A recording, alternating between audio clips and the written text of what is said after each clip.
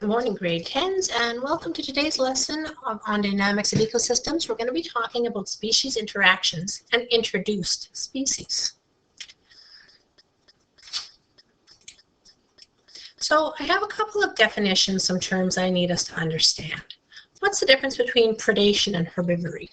Well, predation is what we call it when one animal eats another animal. The animal doing the eating is the predator, and the one getting eaten is the prey. So that type of relationship is called predation. Herbivory is what we call it when animals eat plants. Some animals can both be predators and eat other animals, and also herbivores and eat plants. But both are relationships between different living things in the ecosystem. So when organisms have needs, be they for plants or animals, or needs for other resources like food or water, nutrients maybe in the case of plants, mates to mate with, and even just having some physical space, we end up with a kind of an interaction between organisms called competition. They want the same resources, but they have to, in different ways, fight or compete to have access to them. Now, there's two ways of looking at competition. Intraspecific, spelled with an A, is when we have two organisms of the same species competing. In the pictures below, we have two deer that are maybe competing for access to a mate. We might have a bunch of wolves competing for who's going to be the first one allowed to feed. This is intraspecific competition. You can always get interspecific competition as well. Notice the slight difference in spelling. Inter reminds me of the word interrupt, to get between somebody's conversation. Interspecific is between two different species. For example, if there is a rabbit that was freshly killed, the wolves and the coyotes might both compete for access to it. Two different plants might compete for access to the sunlight. This is interspecific because there's more than one species. Now, sometimes animals actually kind of get along with each other. They can also interact in a way called symbiosis. Symbiosis is a type of interaction where both organisms benefit. Remember Finding Nemo? Our little clownfish Nemo hid in the sea anemone.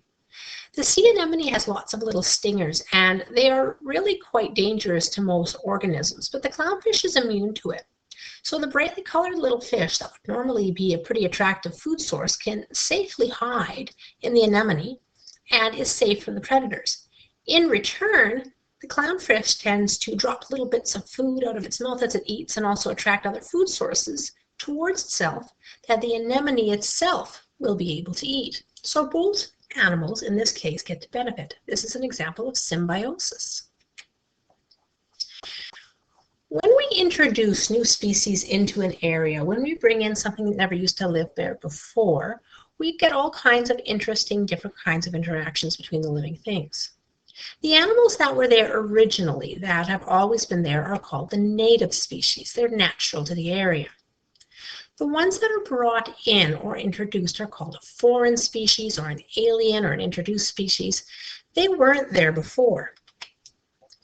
Now, this isn't always a bad thing, but it often can be. For example, the European leaf-feeding beetle really doesn't change much to do with North America. It hasn't caused a lot of problems one way or the other.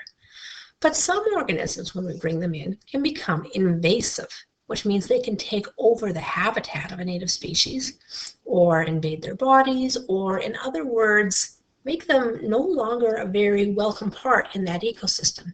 Purple loosestrife is a very pretty plant that's been taking over the prairies over many years. It was brought in as a garden plant. Unfortunately, now it's taking over large amounts of waterways and is such an effective plant at growing that it squeezes out all of the other plants that would naturally live in the area. It's pushing out the native plants. Invasive species usually are things that have very high reproduction rates. They reproduce very, very quickly. They're often aggressive competitors and will have better access to the resources because of it, and more likely to win in the competition for them than the native species. And often they lack natural predators.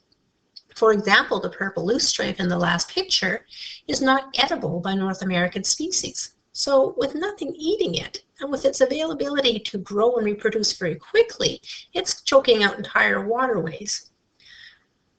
Another one could be the zebra mussel, which is taking over many of our lakes and rivers. It reproduces at ridiculous rates.